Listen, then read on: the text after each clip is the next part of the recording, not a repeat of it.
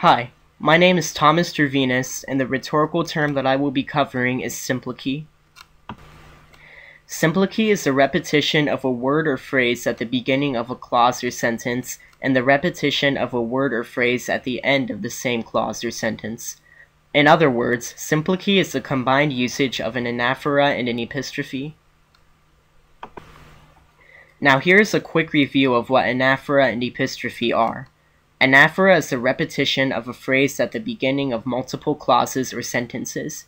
Epistrophe, on the other hand, is the repetition of a phrase at the end of multiple clauses or sentences. Here's a hypothetical example of a simplicy. A good student is not one that procrastinates often. A good student is one that studies often. Notice that both of the sentences begin with the phrase, "a good student is." This would be an example of an anaphora. The two sentences also end with the same word, often. This would be an example of an epistrophe. Since this passage utilizes both anaphora and epistrophe, it would be considered a simplicy. This is my second hypothetical example of a simplicy. A talented musician must practice daily. A talented musician must apply themselves daily. Both of these sentences start with the same phrase, "a talented musician," and end with the same word, "daily." Therefore, since both anaphora and epistrophe are being used, it would be considered a simplicy.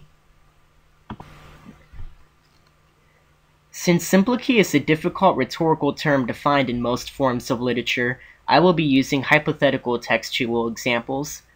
My first hypothetical textual example of a simplicy is if Jeanette from the Glass Castle was to say, "My father was a caring man. My father was a troubled man." These two sentences make use of anaphora through the repetition of the phrase, "my father," at the beginning of the sentences. Likewise, epistrophe is used through the repetition of the word "man" at the end of both sentences. Therefore, due to the usage of both anaphora and epistrophe, these sentences would be simplicy. My second hypothetical textual example also comes from the Glass Castle, in which Rosemary was to say, "My life consists of providing for my children. My life is dominated by my children." Both of these sentences here begin with the same phrase, "my life," and both sentences end with the same phrase, "my children." The sentences would therefore be considered a simplicy due to the use of both anaphora and epistrophe. Here's my first real-world example of a simplicy. In the novel Gift from the Sea by Anne Moreau Lindbergh, the narrator states, "Perhaps this is the most important thing for me to take back from beach living.